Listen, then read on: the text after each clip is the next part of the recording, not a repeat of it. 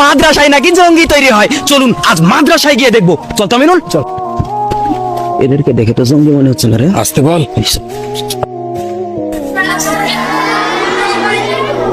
কি রে ওখানে বলছে সম্মান দিছে। ওয়ালাইকুম আসসালাম ওয়া রাহমাতুল্লাহি ওয়া বারাকাতুহু। আজ তোমাদের জন্য একটা সারপ্রাইজ আছে। হ্যাঁ, কিছু প্রশ্ন করব তোমাদেরকে, যদি উত্তর দিতে পারো তাহলে একটা জিনিস খোলসা হয়ে যাবে। ভারতীয় সংবিধানের মৌলিক অধিকার কয়টি?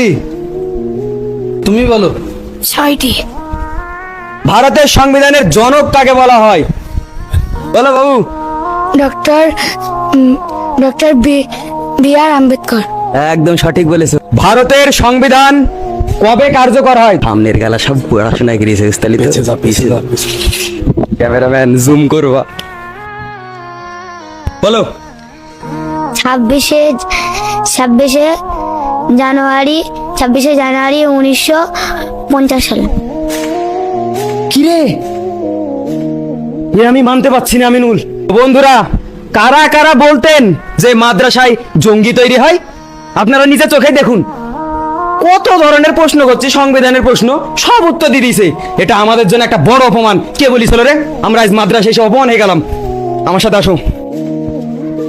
এই যে মাদ্রাসার নাম দেখছেন, আমরা জঙ্গি খুঁজতে এসেছিলাম, একটাও জঙ্গি পেলাম না। এইটুকুটুকু বাচ্চা, ওদেরকে আবার জঙ্গি বলে। বিগত দিনে আপনারা তো শুনে থাকবেন, অনেকের মুখে শুনছেন মাদ্রাসায় নাকি জঙ্গি তৈরি হয়। তো সেটা দেখার জন্য আমরা এসেছিলাম এই মাদ্রাসায় ভিজিট করতে, যে আদৌ কি কথাটা সত্যি। তো এখানে আসার পর আমরা পুরোপুরিভাবে বুঝতে পারলাম এখানে অ্যাকচুয়ালি অ্যারাবিকের পাশাপাশি জেনারেল যে শিক্ষা আছে সেটাও কিন্তু দেওয়া হয়। আমরা কিন্তু অ্যারাবিক কোশ্চেন করিনি, আমাদের যে সংবিধানের যে কোশ্চেন সেটাই কিন্তু আমরা ধরেছিলাম। তারপরে আবার বাচ্চাদেরকে আমরা এই বাচ্চাগুলোকে সংবিধানের যে সমস্ত কোশ্চেনগুলো জিজ্ঞাসা করলাম, আমাদের অডিয়েন্সের অধিকাংশ মানুষই জানে না।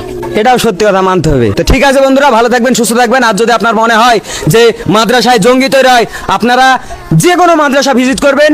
তাই সকলে ভালো থাকবেন, সুস্থ থাকবেন, নিজের পরিবারের খেয়াল রাখবেন। ধন্যবাদ।